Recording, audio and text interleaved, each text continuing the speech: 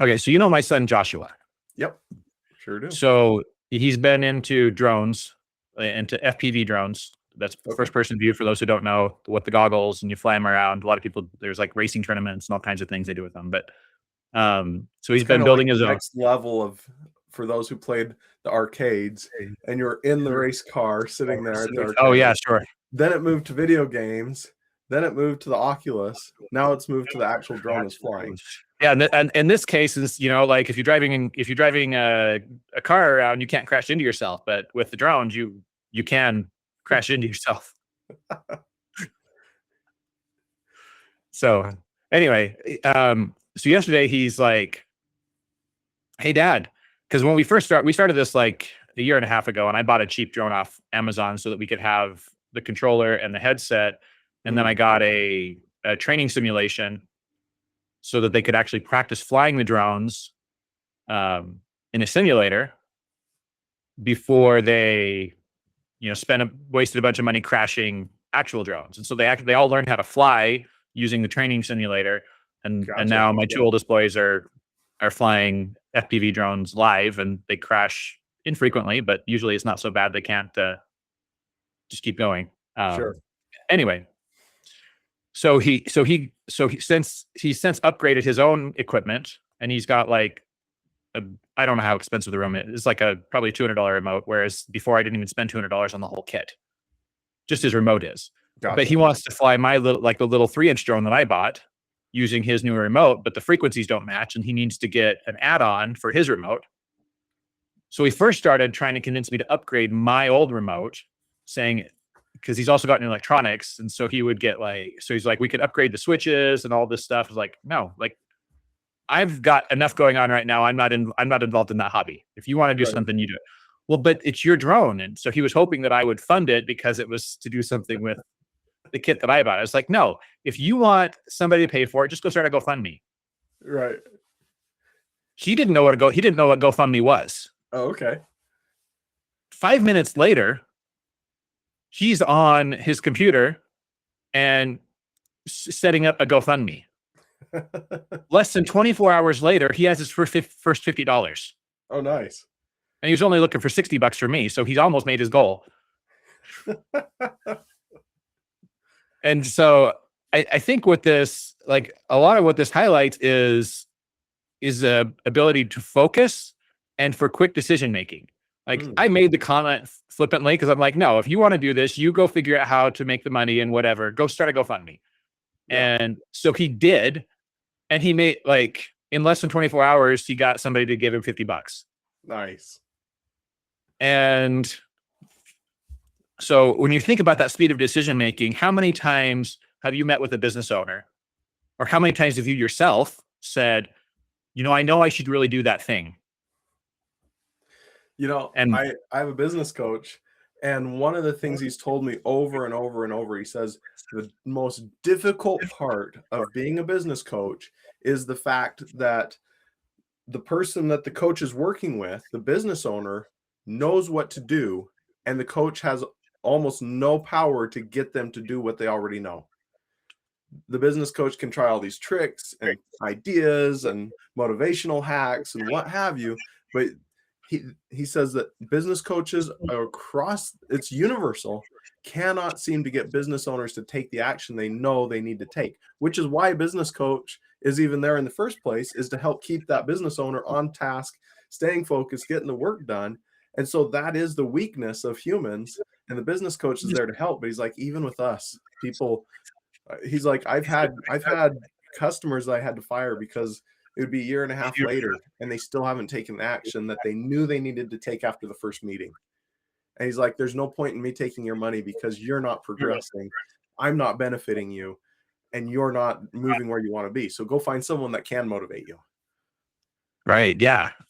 So anyway, a lot of it, I think it comes down to that. The success that we have in business is how quickly we make those decisions and get those things figured out, or the decision we make is to write the idea down and put it in our for later list.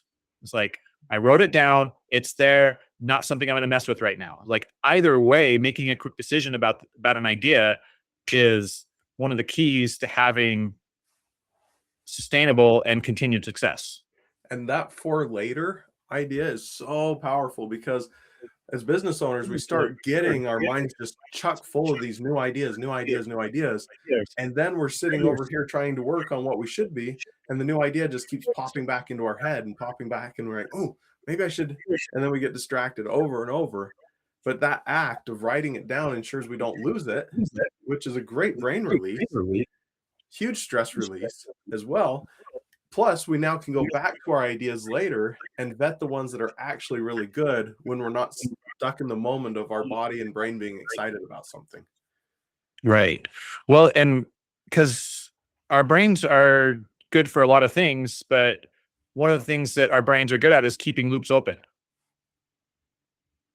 And so if anybody, and you and I both have talked about this before, but when you can create an open loop in somebody's mind, they will keep thinking about whatever it is that you've shared with them. So that's why, for example, a really successful tactic in social media that I've heard about, haven't practiced myself, I've heard about it, is to do series where you do a short video, 45 seconds, and then they have to click through to your profile and subscribe or whatever to see video number 2.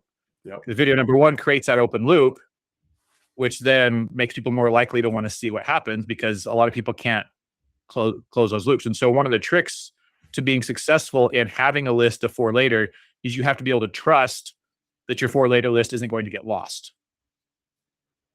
So writing it down on a sticky note and putting it on your desk somewhere, for me, that doesn't count, because I worry like what will happen to that sticky note. So I have to have a secure place, either a file that's backed up in the cloud, or a notebook that I always keep in a particular location, something that is secure enough that I know that list is safe, so that when I put an idea on it, it's not lost. And then I truly can let it go. A lot of people will do the write down thing. They'll write it down somewhere random, and it doesn't stay out of their head because they don't have the trust and that they can get back to it when they want to. So they can't actually close the loop. Yeah, and I love that open loop concept as well. That and I was just listening to an ad the other day where at the start of the ad, they made a controversial remark. And then they said, right after that controversial remark, if you want to know the truth, I'll tell you in a minute. And then they gave their whole ad and then lightly circled back to close the loop on the controversial remark that they made at the beginning. And the remark was, it was controversial because everybody in America believes one thing, we'll say, and he's saying the exact opposite of it. He says, that's not true. The thing everyone believes is not true. If you want to know what's truth, I'll tell you in a minute. And then moves on to the actual ad. And it happens over and over. You mentioned social media, happens all the time. That's how they get people to watch, is they have something that opens that loop right at the start, gets you distracted. Your brain's focused on what's the answer to the thing that I saw. And then before you know it, you've watched 10 videos later. Yeah. And so understanding open loops for me has been critical. It's like, because I know my brain can only handle so many open loops at a time. And if I'm trying to run open loops, then I'm not able to get into deep focused thinking. Yeah. And so I have to have a way to shut those loops off so that I can actually focus on the one thing that truly matters, the loop that I choose to keep open, and not allow the world or advertising or my own ideas, even, especially my own ideas, really, to distract me from the one thing that I've declared is important, that actually moves me towards the vision that I have set for myself. And so for me, that's a big thing that has to happen. And I'm sure it's true for many, many other people. Yeah. I've been working also with AI, and I've had AI doing a specific task, and it's supposed to go in, move into this platform, work on the platform. When it finds an issue, reports the issue, fixes the issue, debug, release, retest. And what happens is it keeps getting distracted. And so it's almost like, man, I'm working with a human again. This isn't even acting like a machine, because it keeps getting distracted from the circle that I created, that it's supposed to just continually roll through those same steps. But it'll get distracted, and all of a sudden, instead of staying on that circle, it loops off to the side and just goes down these rabbit holes. I'm like, how crazy is it that AI is now acting the same way that humans are, in that you can give someone a set of instructions, or they may know all the steps they should be doing, or at least a few of them, and before they can even get through step one, off. And I'm sure you keep putting guardrails on it. Oh when yeah. When you notice, like, nope, don't worry about this. Don't worry about this. Don't worry about this. Yep. And it keeps finding new ways to get distracted. Oh, absolutely. Yeah. In fact, it spawned out 3 different sub agents that each spawned out 4 different sub agents trying to track all the different things it was trying to accomplish. And I'm watching, and it's just burning through money. It was like $10 in 2 minutes that it burned through at one point. I was like, I think I have to put some more guardrails on this thing, because it is just going haywire. It can't handle that broad circle. So now I have to break it into little chunks and give it baby steps so that I can keep it on track, because it can't keep itself on track very effectively right now. Well, and I think that analogy of being just like a human, we are like that. Like, if we can't give ourselves small steps, like, either we won't start because it looks too big, or and we're more likely to find something else to distract ourselves with. But if we can give ourselves those little steps, and we can also get the little reward if I achieve that step, I made progress. And definitely. And that anyway, all these psychological hacks and things that we have to, that are used against us, we can use them against ourselves to get ourselves to do the things that we really truly want to do. But we have to be aware that they exist in the first place. Yeah. I think that understanding ourselves helps so much in us being able to better define how we're going to act, so that we can be intentional about accomplishing what we want to. I was driving down the road the other day, and there's 2 lanes, and the car, I came around a corner, and there was a car in the left lane doing about 12 miles an hour under the speed limit through town, just barely moving. So I'm coming along doing the speed limit. They saw me, and they sped up to get ahead of me, which was odd to me. That's fine, but it was interesting. We got to the traffic. Were you driving a van? What's that? Were you driving a van? I was driving a van. Yep. That totally makes sense now.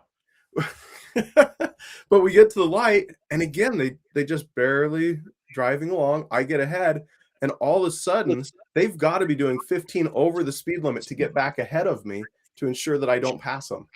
And I thought, how amazing is it that I have enough power and control over that other individual, that all I have to do is speed up, and I can control her speed by my actions. Amazing.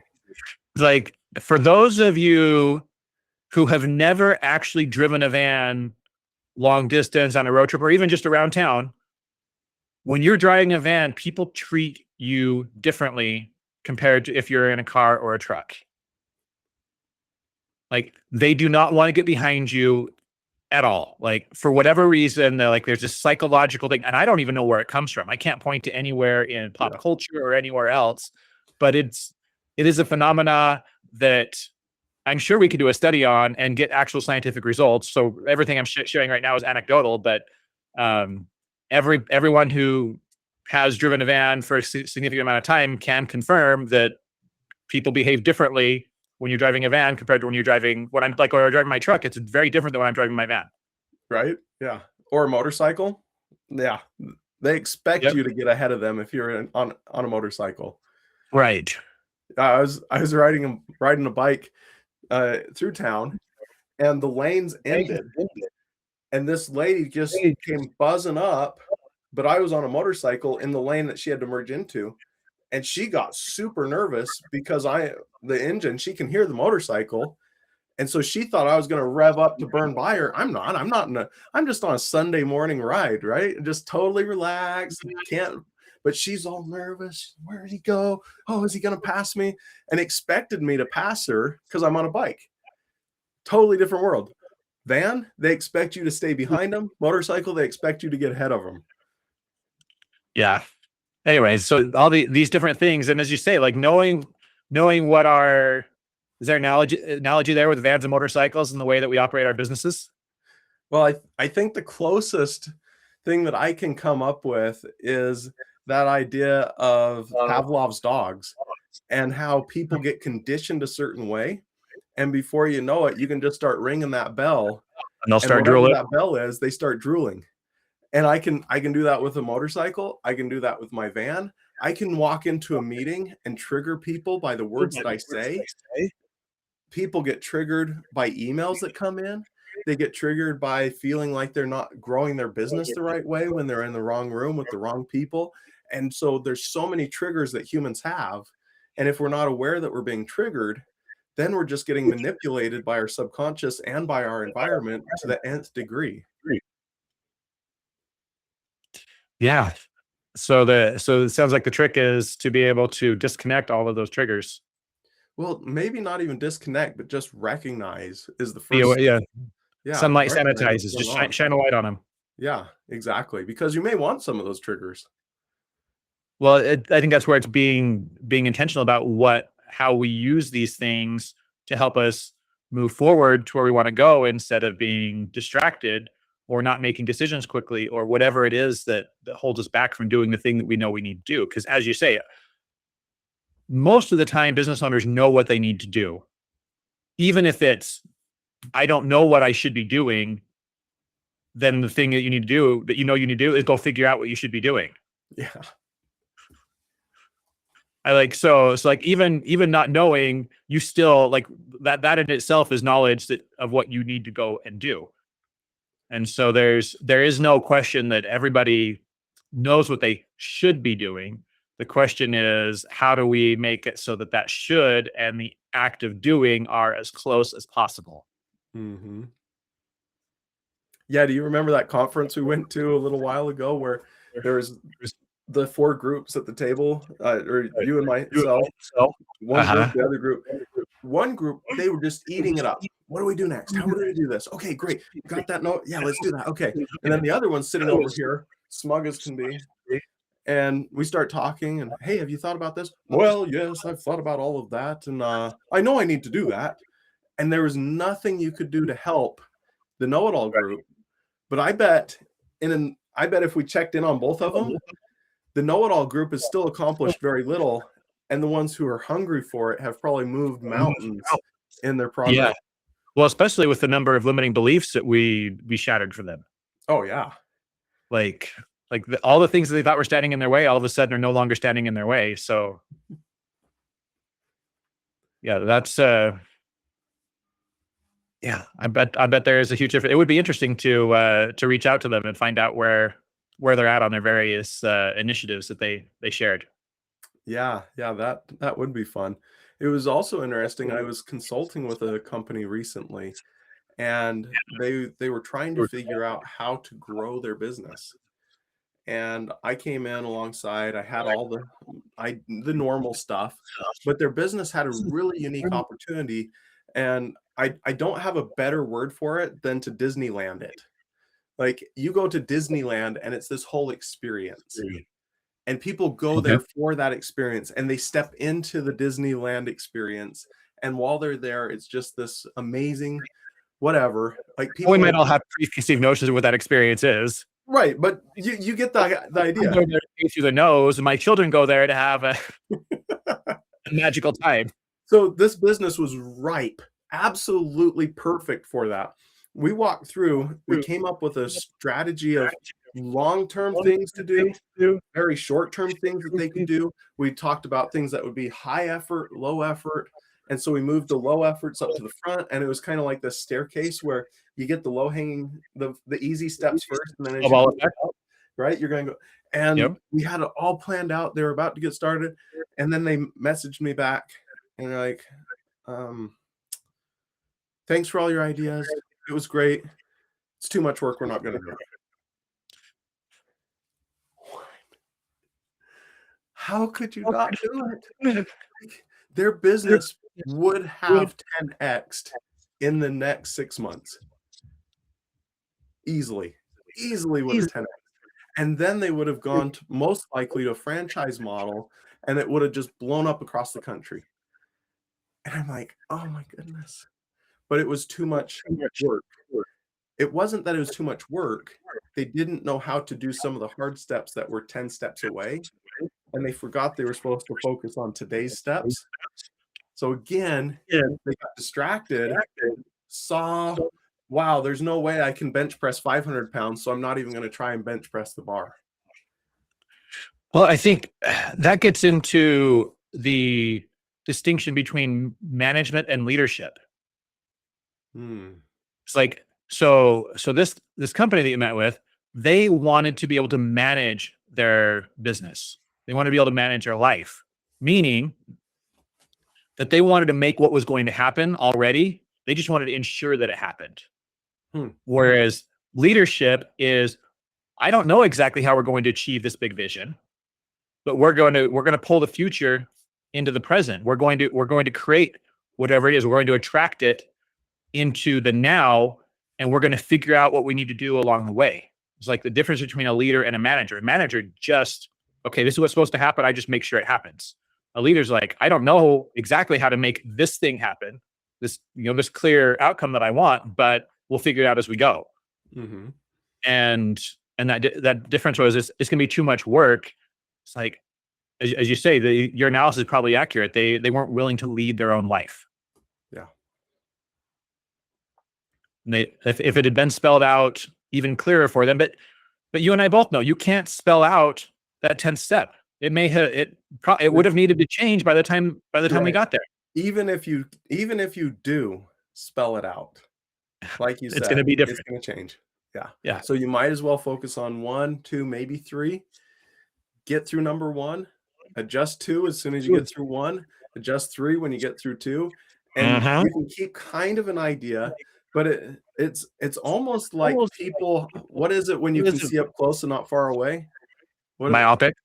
Well, that's when you have tunnel vision, isn't it? But when you no, is it nearsighted or farsighted? Yeah, nearsightedness I believe is myopic, because that's when you can see more formal. up You just say nearsighted. Anyway, we need all business owners to have, if it's nearsightedness, so that they can see this thing right here. And when they look out there, they can kind of see that fuzzy idea, but don't obsess over the fact that it's fuzzy, because you can see clearly this thing right here. So work through this thing. And every time you take a step, that next step will become in focus, because you've made it through that one you were working on, and your eyesight can see the next step. But people don't realize that as business owners, that's how it usually works. Well, and that's the challenging thing, is we have to both hold the myopic visions, like what's the one next thing I need to do. At the same time, we know which mountain we're climbing. We know which peak we're trying to get to, and we can and the clearer we can see our destination, not necessarily the route to the destination, but the clearer we can see the destination, the easier and faster we can move towards it. But we have to hold both. It is that dichotomy. It's like, and that challenge of like, if I focus too much on the destination, then I never take the steps I need to take. But if I focus on the steps, then it's easy for me to get too much on the steps. It's easy for me to get lost and forget where I'm trying to get to in the first place. Yeah, absolutely. And so there is a challenge there to be able to do that. And that's, anyway, that is one of the things I'm so excited that I think we have nearly solved for small business. And I'm really excited to get that launched. We have a couple more pieces to put together on it, and it as far as the presentation goes, but the core philosophy is solid, and I think we can help people have that. And that's what have it. This is the next step you need to take, and this is where you're going, and be able to hold that both of those visions or views at the same time. Absolutely. So it's going to be amazing. I'm excited when we can do a show and we can actually show off the system. Coming soon, hopefully. Coming soon. Yes. Absolutely. Coming soon. Going to be a game changer. Yeah. So on that, before you were talking about AI, and I wanted to get your opinion on, at least when it comes to the talking heads on the internet, are we transitioning out of the honeymoon phase of AI? And what I mean by that is 6 months ago, probably even 3 months ago, nearly every talking head that was talking about AI was like, it's amazing and you have to do it right now. And now it seems like everybody it seems like a lot more have transitioned to becoming much more moderated about AI, and that more and more seem to be transitioning that direction. So when AI first came out, everyone was terrified. Well, I there, don't know if I you think there's remember, always been like that 20, terrified undercurrent. like when was that? 2021, 2022? I mean, 2022 is about when it really started hitting. And Mm-hmm. when it came out, people were like, "Oh no, I won't have a job in 6 months. I just give up. The world's ending." And there was this pervasive feeling among so many people that didn't understand what AI was or its limitations. And I think that a lot of the people that even were early adopters still didn't know what the limitations truly were. And so it's this, where's the ceiling on this? And how fast is it going to just vertically take off? Because that's what it felt like, because we've been, relatively speaking, computing has moved like this and software has moved like this, and all of a sudden this is coming in at a whole new angle and people just didn't understand it. But you're right, once people started grasping some of the functions of it, they're like, oh, this is fun, this is cool. And it was very much like the internet of the late 90s, early 2000s, where people are putting their little GIF images all over, and you have the stars that are just blinking at you. And why are you putting that on your webpage? Because it's cool. And the same thing happened. People are producing these videos, and the videos are stupid, and it means nothing. But why are you doing that? Because it's cool. And then people are like, oh man, I can have it answer my emails. Ooh. And it moved into this, I can have it do a little bit. And people got excited because they're like, oh, I don't have to work as hard. But now you're absolutely right. We're entering this next phase. And I don't know if we can truly correlate that to what's happening in the stock market or not, but it seems like there's a cooling off of approach to the AI in the stock market today as well, in that people are like, yeah, I don't know if it's really going to do as much as people are saying. Maybe we're spending too much time on it. Maybe we're spending too much money on it. Is it really worth the effort? Is it really going to replace that much? And so now what's happening, just like the internet, people are like, oh yeah, I've seen everybody's MySpace, whatever.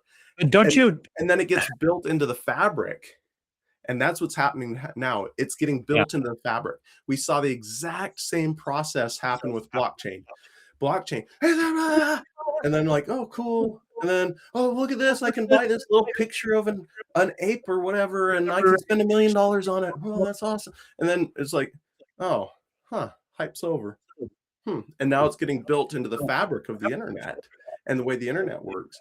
And in a few years, it's going to be just a natural, normal part of how things work. And right now, with AI, we bump up against it, and sometimes it's like, oh, that's a cool innovation. Other times, like, oh, who's the idiot that designed that? A few years from now, it'll just be the normal part of fabric because it got built into the functions that we normally do and made them marginally better or a lot better, but it was painless to transition over to using those new systems. I think there's two differences between that and the internet, though. I want to ask you about. So with the internet, especially when you talk about the markets, at the same time, there were companies that got huge amounts of funding, and they had a $60,000 fund for their office pet to buy him like treats and toys. Like, just because they had internet in the name, they didn't provide any value to society whatsoever. Whereas a lot of the AI that's out there, at least in core, maybe it's the same thing, but like there's like, it's actually doing work Some compared to a company like that. Oh yeah. I think that as overall, a lot of people learn their lesson. I think a lot of the people with money learn their lesson. And as a society, we learn that lesson a little bit from that .com boom and bust. Mm-hmm. And so people are watching the money a little tighter, but there's still stupid ideas. Oh, There's yeah. still idiots out there. Oh, yeah. And if you go looking for them, you're like, really? You think that's a great idea? Like, nobody's going to want to pay for that. And in a few months, it's going to collapse and fold in on itself.